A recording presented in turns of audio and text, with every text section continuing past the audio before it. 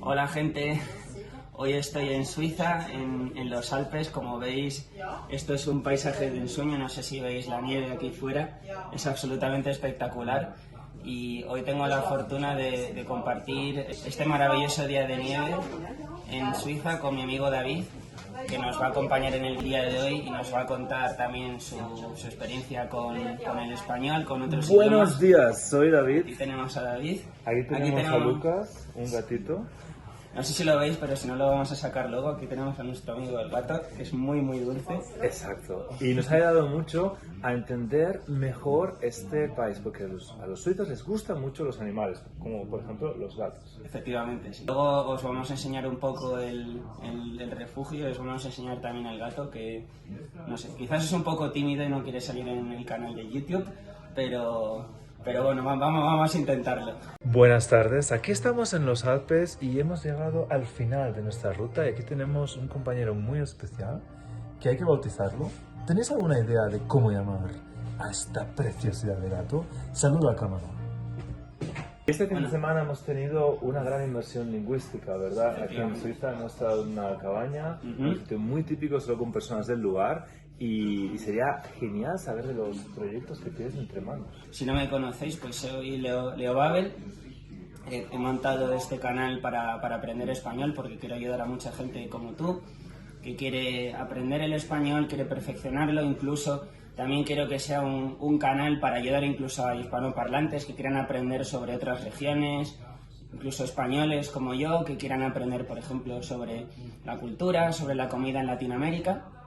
Y es un canal que, bueno, que espero que pueda ayudar a mucha gente y que sea, pues, sobre todo muy interactivo. Para mí es muy importante que tú también colabores en él y que me hagas saber, pues, qué te gustaría ver. Y hoy, bueno, pues aprovechando que vengo de visita a Suiza, pues he quedado con mi amigo David, que se va a presentar ahora. También queríamos un poco hablar, como los dos somos españoles, y bueno, pues os queríamos enseñar, aprovechando este viaje, enseñaros pues esta maravilla de paisaje en los Alpes suizos. Y bueno, pues os dejo con David, que pues él mismo se va a presentar. Él es catalán y políglota y os va a contar más sobre, pues bueno, su experiencia con los idiomas.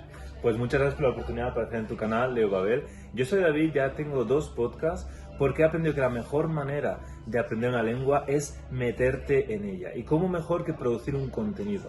Y entonces esto empezó hace 2 años, cuando conseguí la nacionalidad alemana, que me di cuenta que necesitaba aprender mucho más alemán. Y así empecé con un podcast que traducido sería Los secretos de la lengua alemana, Geheimnisse der deutschen Sprache, y que me ha ayudado a tener un nivel mucho más parecido al materno que el que tenía hace 2 años.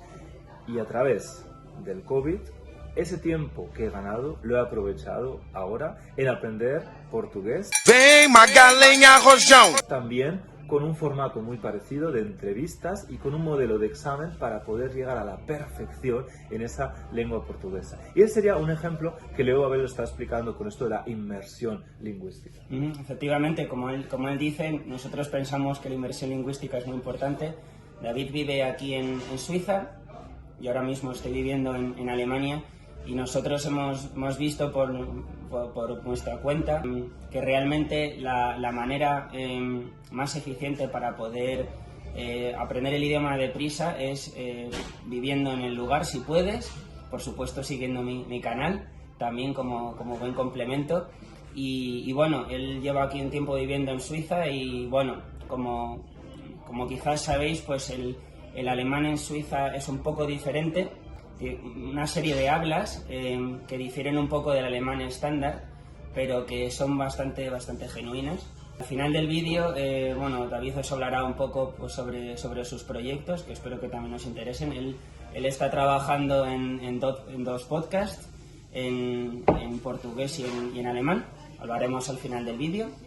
Bueno, pues te quería hacer unas preguntas, pues ya que espero que también me interesan nuestros suscriptores en YouTube.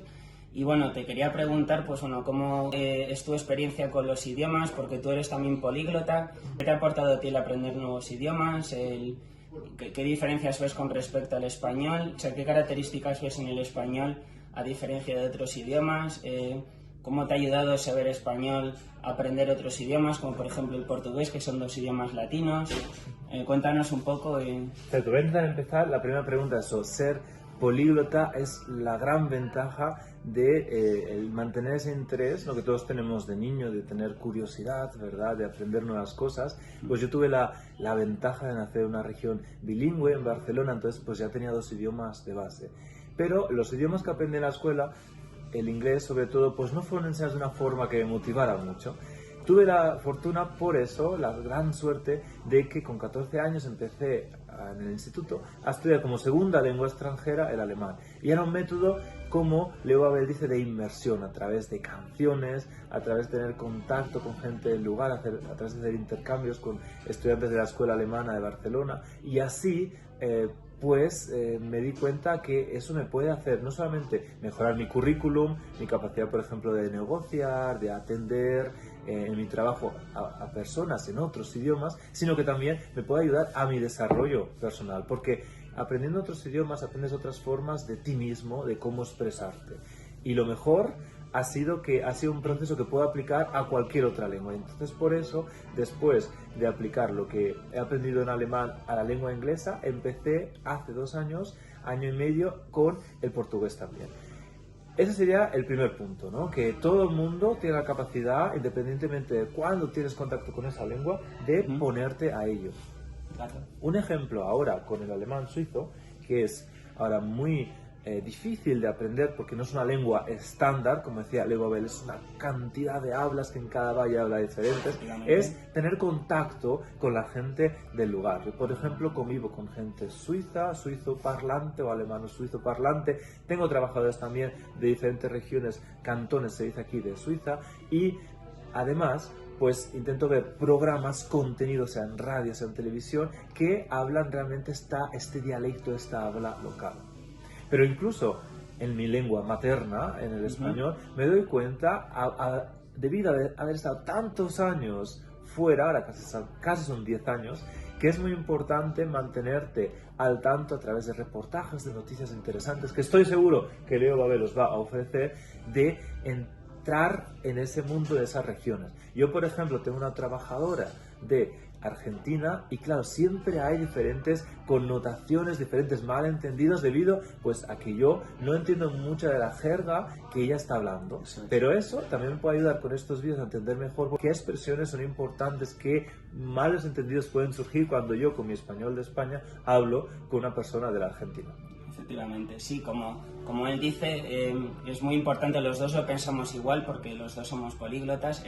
Él ya es desde nacimiento prácticamente bilingüe porque, como os ha dicho, él habla catalán y español, pero pensamos que es muy importante la inmersión y por eso consumir contenidos como, por ejemplo, pues ya puede ser mi canal, ya puede ser otro tipo de contenidos en páginas web, en televisión, es muy importante y es una posibilidad que tenemos hoy en día gracias a Internet de poder sumergirnos en la lengua de forma profunda sin necesidad de estar en el país, por supuesto. Si puedes estar como nosotros en el área germanófona, por supuesto a nosotros nos ayuda para nuestro alemán, en su caso sobre todo ahora para el alemán más bien de Suiza. Él tiene la ventaja de hablar catalán, digamos, tiene también una cierta facilidad para aprender otros idiomas latinos, como por ejemplo pues el portugués que os ha contado él antes, ¿no? Te quería preguntar, bueno, pues porque yo soy de Madrid, entonces no soy experto en catalán, quería que nos contaras un poco también a nuestros oyentes, un poco qué diferencias y qué peculiaridades ves entre el español y el catalán, qué sinergias ves, qué diferencias ves, un poco un pequeño análisis de los dos idiomas. Como sabéis, el catalán es uno de los idiomas cooficiales de España, junto con el gallego y el vasco, y bueno, pues quería preguntarte a ti como catalán, pues eso, ¿qué diferencias ves entre el castellano o el español, que son dos denominaciones para nuestra lengua, y el catalán, que nos contarás un poco, unos ilustres, ¿no? Sí, realmente son dos lenguas con un origen realmente diferente. Lo que pasa que debido por la zona lingüística en la que están y que ha habido muchos contactos, o sea, por matrimonios, ¿no?, en la Edad Media, por guerras y demás, sí, pues entonces hay muchas realmente, pues eso, asimilaciones de una lengua hacia la otra, ¿no? A nivel sobre todo de lo que es la gramática, el catalán es una lengua muy diferente. Para mí, sin haber estudiado francés muy detenidamente, yo veo muchas facilidades de aprender francés debido a la gramática que tiene. Por ejemplo, el pronombre pas, por ejemplo, pas en francés, pues es exactamente lo mismo la construcción en catalán y en francés. Entonces es una lengua que puede escucharse, o mejor dicho, leerse parecidos. Yo creo que la comprensión lingüística, la comprensión lectora es relativamente sencilla para una persona hispanohablante, pero lo que es sobre todo el hablar y el escuchar puede dar lugar a bloqueos, sobre todo porque la forma de hablar que tenemos tiene unos fonemas que en castellano no existen realmente. Eso para mí ha sido una ventaja cuando he empezado con el portugués, porque hay muchas vocales, sobre todo sordas. Hay dos S, ¿no? La S y la Z, que por ejemplo en castellano no existen. Y así otros fonemas que me han ayudado a aprender pues otros idiomas. Eso no quiere decir que hablando solo castellano como persona monolingüe sea imposible hablar en catalán. Tenemos un ejemplo en Madrid, incluso es un político, se llama Íñigo Errejón, que él habla perfectamente catalán. Os recomiendo ver un vídeo suyo en el YouTube, y él habla incluso con un acento de Girona, de una parte muy cerca de los Pirineos, debido a que tuvo una compañera, una novia de esa región. Es decir, también es posible, y él lo aprendió de más mayor, es decir, estudiando. Creo que hizo una parte de su doctorado allí, explicó en una entrevista en TV3, así que no es una lengua imposible de aprender teniendo solo como base el castellano, pero sí que es verdad que implica aprender una gramática nueva. Efectivamente, con lo cual si quieres ir a España a vivir, y si te gusta en concreto Cataluña, si lo quieres visitar, que sepas que efectivamente pues el catalán se habla al igual que el español, que se parecen bastante, pero que son dos lenguas totalmente diferentes. Y otra pregunta que te quería hacer, que creo que es muy interesante, ¿no? Bueno, ya como digo, son dos idiomas diferentes, pero es verdad que en Cataluña hay una serie de vocablos, o sea, de palabras autóctonas, digamos, ¿no?, que se utilizan allí, que en otras partes de España no se utilizan. Entonces, bueno, quería pues que le enseñáramos algunas a nuestros oyentes. Por ejemplo, vosotros usáis bambas, o sea, hay una serie de palabras. Entonces, bueno, pues quería que nos mostraras algunas de estas palabras que digamos que son autóctonas allí, que utilizáis, que en el resto del país pues se dicen de otra manera. Digo, bambas es un ejemplo, los puedo contar un poco más. Cuéntanos algunas. Bambas, exacto, es la forma que tenemos nosotros de decir tenis, ¿no?, en el resto de España. Y luego, por ejemplo, vamos a tomar un desayuno aquí bien agradable en Suiza, en esta cabaña. Yo, por ejemplo, hubiera dicho, si hubiera estado en Barcelona, me hubiera gustado tener un bikini. Un bikini es un sándwich, ¿no?, que está, por eso, como calentado, ¿no?, como está ahumado, digamos, y obviamente pues tiene, por eso, como queso fundido dentro. Y eso, si yo digo un bikini, en Madrid pondrán los ojos así y dirán, ¿qué quiere decir? En Madrid no se entiende lo que es un bikini, pero efectivamente es una palabra pues muy, muy común allí. Bambas también, como he dicho, son zapatillas, también se dice tenis. Por ejemplo, en el sur de España se dice tenis, son zapatillas, sneakers o trainers en inglés.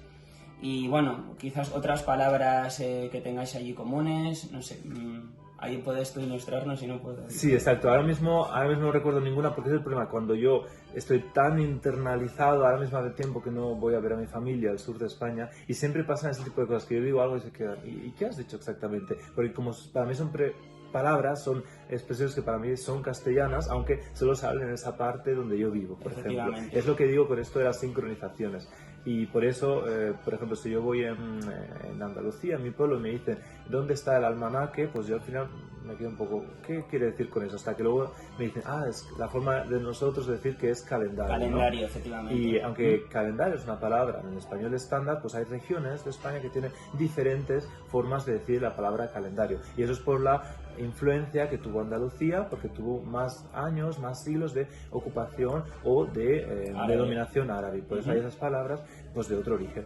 Y entonces lo mismo pasa en Cataluña, pues que hay muchas palabras, incluso en castellano, que son de origen francés, por ejemplo. A veces en vez de decir gracias, puedes decir merci, y no te das cuenta que realmente no es una palabra como estándar en español, ¿verdad? Efectivamente, son pues localismos, como digo, son vocablos que se utilizan en Cataluña, que ellos utilizan regularmente en catalán, pero que al hablar castellano, digamos que también los incorporan y que son pues realmente propios de ellos.